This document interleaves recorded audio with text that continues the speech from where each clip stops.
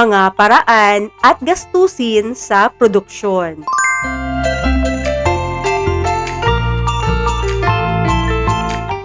Isang produktibong araw, grade 9. Ang production function ay nagpakita kung paano nagiging output ang input sa produksyon.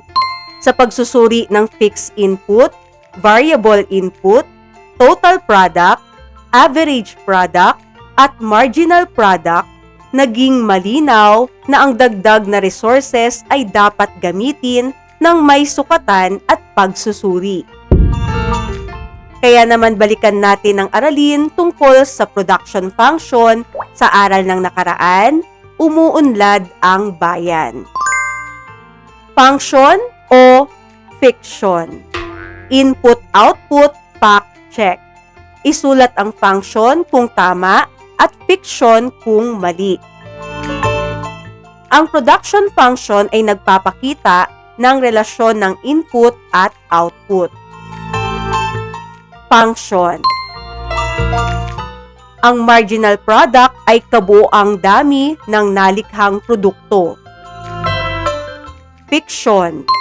Ang marginal product ay dagdag na produkto mula sa dagdag na input. Ang fixed input ay hindi madaling baguhin sa maikling panahon. Function. Ang variable input ay palaging nananatiling pareho kahit tumaas ang produksyon. Fiction. Ang variable input ay nagbabago ayon sa pangangailangan ng produksyon. Sa law of diminishing marginal return, maaring bumaba ang dagdag na output kapag patuloy na dinaragdagan ang isang input habang fixed ang iba. Function. Sa production function, sinuri kung paano ginagamit ang mga input upang makalikha ng output. Ngunit sa totoong produksyon, hindi lamang dami ng output ang mahalaga. Kailangang itanong din, magkano ang ginastos upang magawa ito? Dahil ang bawat input tulad ng manggagawa, makina, kuryente, tubig, hilaw na materyales at oras ay may katumbas na halaga. Kaya mula sa tanong na paano ginagawa ang produkto, susunod na aalamin ang magkano ang ginagastos para magawa ito. Sapagkat sa negosyo hindi sapat na marunong kang gumawa, kailangan marunong ka ring magkwenta. Dahil kapag hindi mo alam ang gastos, baka ang inaakala mong tubo ay nasa isip mo lang pala. Kaya naman layunin ng aralin na matalakay ang iba't ibang paraan at gastusin sa produksyon bilang bahagi ng paggamit ng mga salik ng produksyon at ang implikasyon ng mga ito sa pang-araw-araw na pamumuhay. Mga paraan sa produksyon. Paano nga ba binabago ng tao, makina at teknolohiya ang paraan ng paggawa? Mula sa simpleng paggawa hanggang sa makabagong produksyon. Isang tao, lahat ng gawain. Sa simula, isang manggagawa lamang ang gumagawa ng buong proseso. Siya ang kumukuha ng tinapay, naghahanda ng palaman, nag-aayos ng sandwich, nagbabalot at naglalagay ng label. Habang dumarami ang order, nagiging mas mahirap para sa isang tao na gawin ang lahat. Kaya nga ba ng isang tao ang daan-daang order? Division of labor.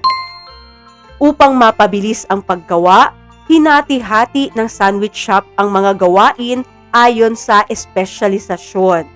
May isang manggagawa sa paghahanda ng tinapay, isa sa paglalagay ng palaman, isa sa pag-aayos ng sandwich, at isa sa pagbabalot at paglalagay ng label. Sa ganitong paraan, nakatuon ang bawat manggagawa sa isang partikular na gawain. Mechanization. Patuloy pa ring dumarami ang order, kaya nagdagdag ang may-ari ng makina upang gawin ang isang gawain na dati ay ginagawa ng tao. Halimbawa, ang isang bread slicing machine ang naghihiwa ng tinapay sa halip na isang manggagawa. Sa ganitong paraan, ang makina mismo ang gumagawa ng isang bahagi ng proseso ng produksyon. Production line. Upang maging mas organisado ang paggawa, inayos ang proseso sa magkakasunod na istasyon. Mula sa paghahanda ng tinapay, dumaraan ang sandwich na paglalagay ng palaman, pag-aayos at packaging. Maaring gumamit ng conveyor belt o magkakaibang stations upang tuloy-tuloy at sunod-sunod na maisagawa ang bawat hakbang ng produksyon. Automation. Sa isang automated na bahagi ng proseso, maaaring itakda muna ang mga kailangang gawin ng makina. Pagkatapos, automatikong nagpapatuloy ang makina sa paggawa ng isang gawain nang hindi ito kailangang palaging direktang kontrolin ng tao. Halimbawa, maaaring automatikong magbalot ng mga sandwich ang isang automated packaging machine. Robotics. Sa paggamit ng robotics, computer-controlled robots ang gumagawa ng mga partikular na gawain sa produksyon. Halimbawa, maaaring gumamit ng robot arm upang kumuha ng sangkap, mag-ayos ng sandwich o maglagay nito sa packaging. Ang galaw ng robot ay kinokontrol ng isang computer system. Isang sandwich, 5 paraan. Balikan natin ang sandwich shop. Nang dumami ang order, hindi lamang basta nagdagdag ng makina ang solusyon. Maaring baguhin ang paraan ng produksyon sa iba't ibang paraan.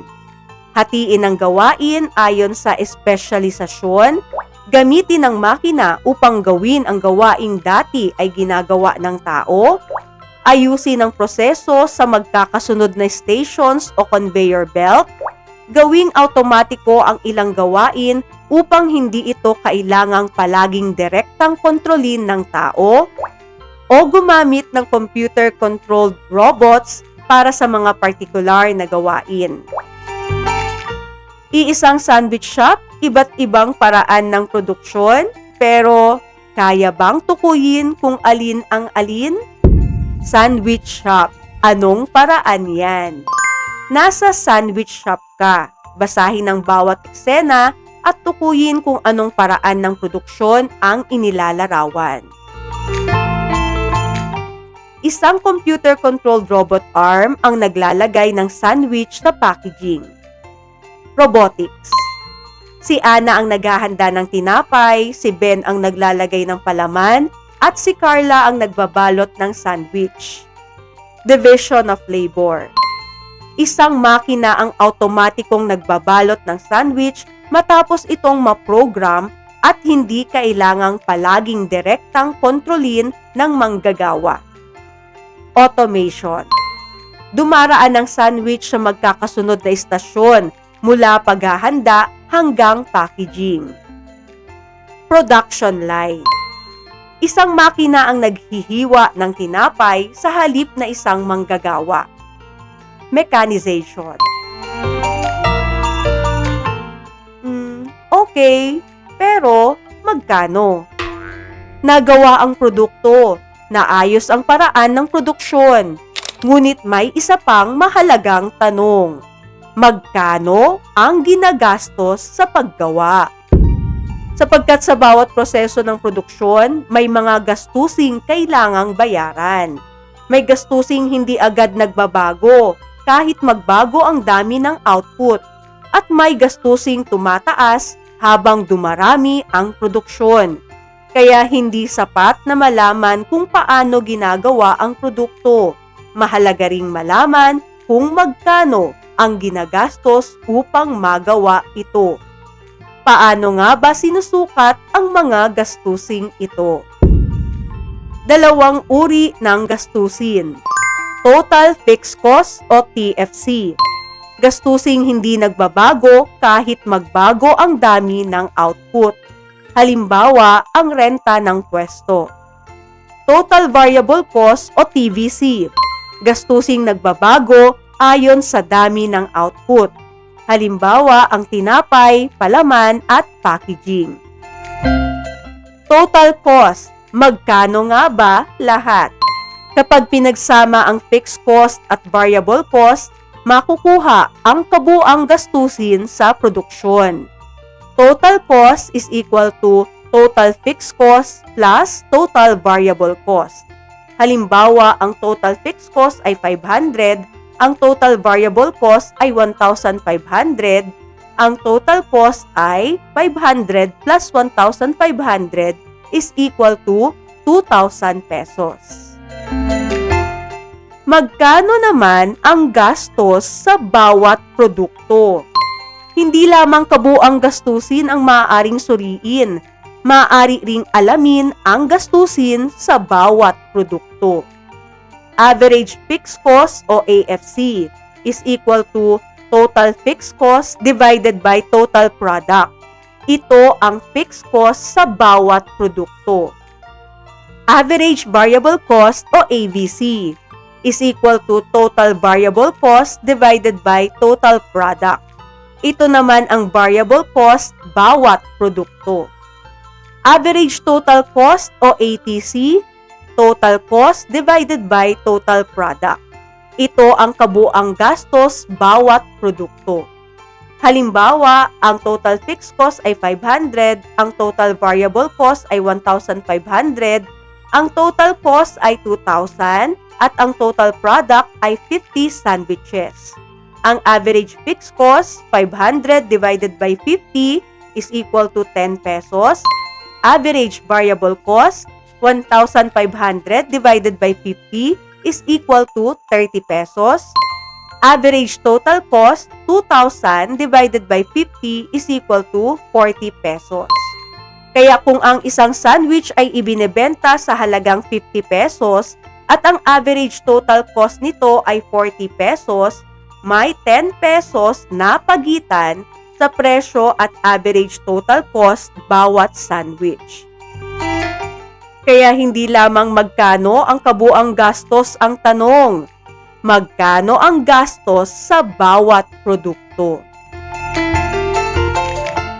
Ngunit meron pa, dagdag na gastos, magkano pa? May isa pang mahalagang tanong, magkano ang nadagdag na gastos kapag nadagdagan ang output? Marginal cost o MC is equal to change in total cost divided by change in total product. Sinusukat naman ng marginal cost ang dagdag na gastos sa bawat dagdag na produkto. Halimbawa, ang dating total cost ay 2,000. Ang bagong total cost ay 2,300. Ang dating total product ay 50 sandwiches at ang bagong total product ay 60 sandwiches. Ang marginal cost ay 2,300 minus 2,000 divided by 60 minus 50 is equal to 300 divided by 10.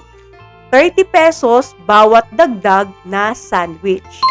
Kaya hindi lang magkano na ang gastos, kundi magkano pa ang dagdag. Cost match. Anong gastos yan? 7 konsepto, 7 kahulugan. Basahin ang bawat pahayag. Tukuyin kung anong production cost ang inilalarawan. Dagdag na gastos sa bawat dagdag na produkto. Marginal cost. Gastusing nagbabago ayon sa dami ng produksyon tulad ng materyales at packaging. Total variable cost. Kabuuang gastos sa bawat produkto. Average total cost. Gastusing hindi nagbabago kahit magbago ang dami ng produksyon tulad ng upa sa pwesto. Total fixed cost. Variable cost sa bawat produkto. Average variable cost. Kabuang gastusin sa paglikha ng mga produkto o serbisyo. Total cost. Fixed cost sa bawat produkto. Average fixed cost. Sa production cost, hindi sapat na alam kung anong cost yan. Kailangan alam din kung magkano. Kaya, formula recap, total cost is equal to total fixed cost plus total variable cost. Total fixed cost is equal to total cost minus total variable cost. Ang total variable cost is equal to total cost minus total fixed cost. Ang average fixed cost is equal to total fixed cost divided by total product. Average variable cost is equal to total variable cost divided by total product. Average total cost is equal to total cost divided by total product. At ang marginal cost ay change in total cost divided by change in total product. Mula sa pagkilala sa cost, tumungo naman sa pagkukwenta nito. Cost Table Challenge. May missing cost. May 50 sandwiches na ginawa sa isang production period. Gamitin ang mga impormasyong ibinigay upang makumpleto ang talahanayan. Ang total cost ay 500 plus 1,500 is equal to 2,000 pesos. Ang average fixed cost ay 500 divided by 50 is equal to 10 pesos. Ang average variable cost ay 1,500 divided by 50 equals 30 pesos bawat sandwich. At ang average total cost ay 2,000 divided by 50 is equal to 40 pesos bawat sandwich. Operation, hanapin ang cost. Computin ang average fixed cost, average variable cost, average total cost, at marginal cost.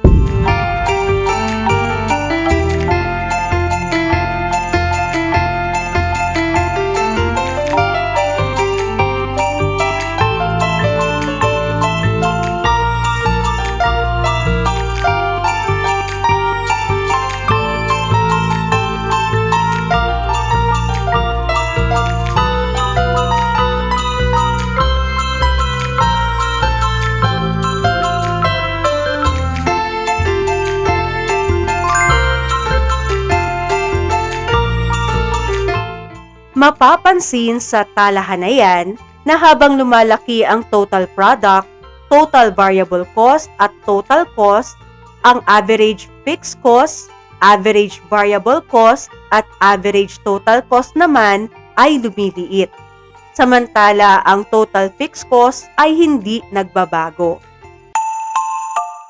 Ang marginal cost naman ay pabago-bago sa bawat antas ng produksyon. Sa makatwid, ang pag-alam sa mga gastusin sa produksyon ay makatutulong sa mga negosyante sa wastong paglalaan ng pondo para sa kanilang negosyo. Sa produksyon, mahalagang malaman kung magkano ang ginagastos upang makalikha ng produkto o serbisyo. Ipinakita ng mga production cost kung paano nagbabago ang mga gastusin habang nagbabago ang dami ng produksyon. Ngunit sa negosyo, hindi lahat ng gastusin ay nasa resibo. May gastusing nauugnay sa paggamit ng sariling pag-aari.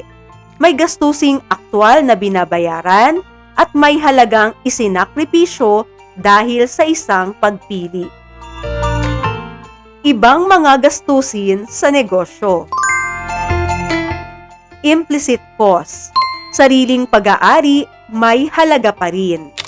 Ang implicit cost ay gastusing may kaugnayan sa halagang maaaring matanggap ng mismong may-ari ng negosyo mula sa paggamit ng sariling salik ng produksyon.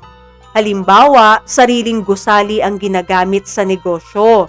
Walang binabayarang renta sa ibang tao, ngunit kung ipinaupa ang gusali, may halagang maaaring matanggap.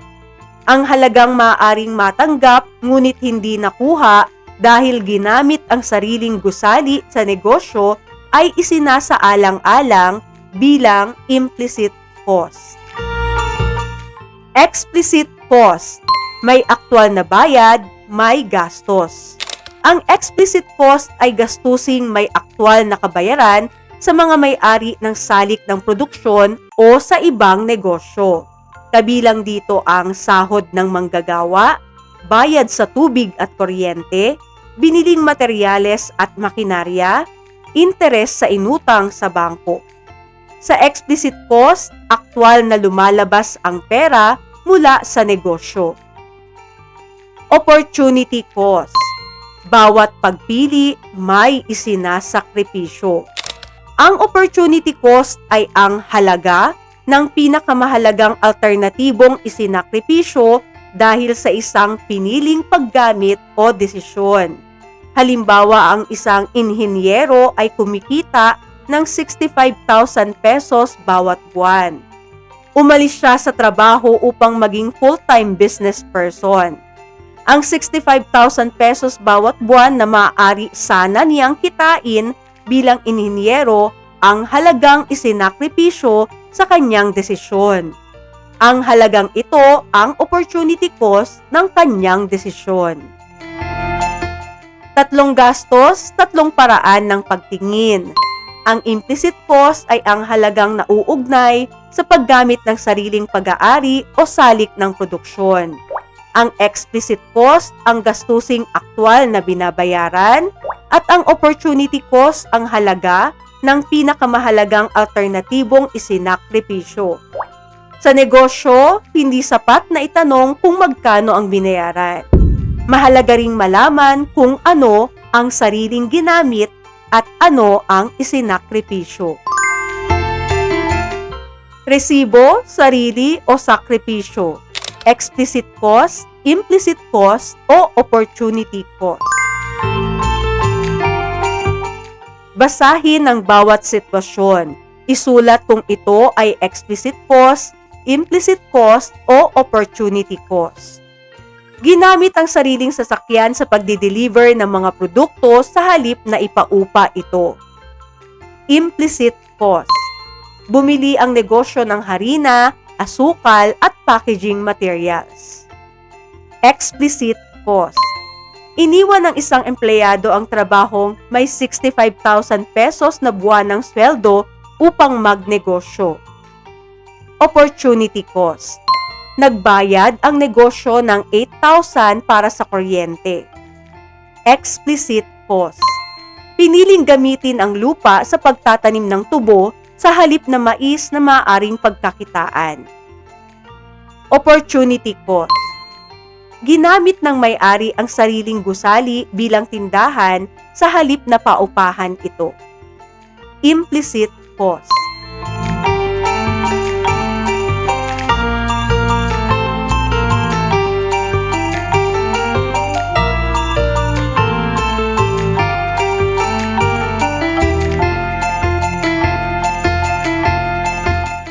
Cost and Tech Festival.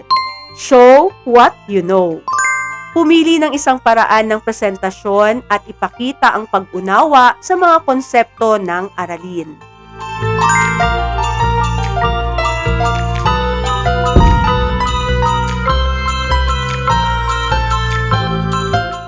Produksyon with purpose. Presyo, produksyon at prinsipyo. Sa negosyo, mahalagang malaman ang gastos, presyo at paraan ng produksyon. Ngunit higit sa kita, mahalaga rin ang matalino, makatarungan at responsableng pagdedesisyon. Paano nga ba magagamit ang kaalaman sa produksyon at gastusin upang makapagpasya ng matalino nang hindi nananamantala sa mamimili, manggagawa o kapwa. Mapa ng paraan at gastos ng produksyon. Bumuo ng concept map tungkol sa paraan at gastos sa produksyon.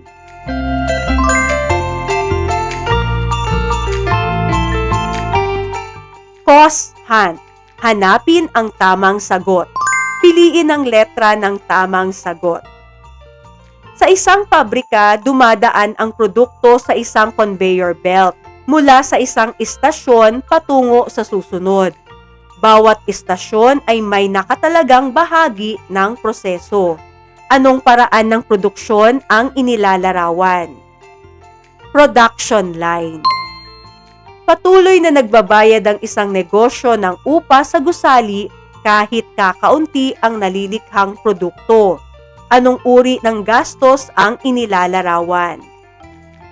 Fixed cost. May total fixed cost na 15 pesos at total product na 5 produkto. Ano ang average fixed cost sa bawat produkto? 3 pesos. Tumaas ang total cost mula 65 pesos tungo sa 75 pesos, habang tumaas ang total product mula 4 tungo sa 5 produkto. Magkano ang marginal cost ng dagdag na produkto? 10 pesos. Mahalagang malaman ng isang negosyo kung magkano ang kabuang gastos sa bawat produktong ginagawa. Aling konsepto ang tumutulong upang malaman ang gastos sa bawat produkto? Average total cost. Ang bawat produkto ay may katumbas na gastos. Ang bawat desisyon ay may epekto. Kaya ang mahusay na produksyon ay hindi lamang paggawa ng mas mabilis o pagkita ng mas malaki. Ito ay paggamit ng talino, yaman at teknolohiya ng may pananagutan para sa kapakinabangan ng mas nakararami.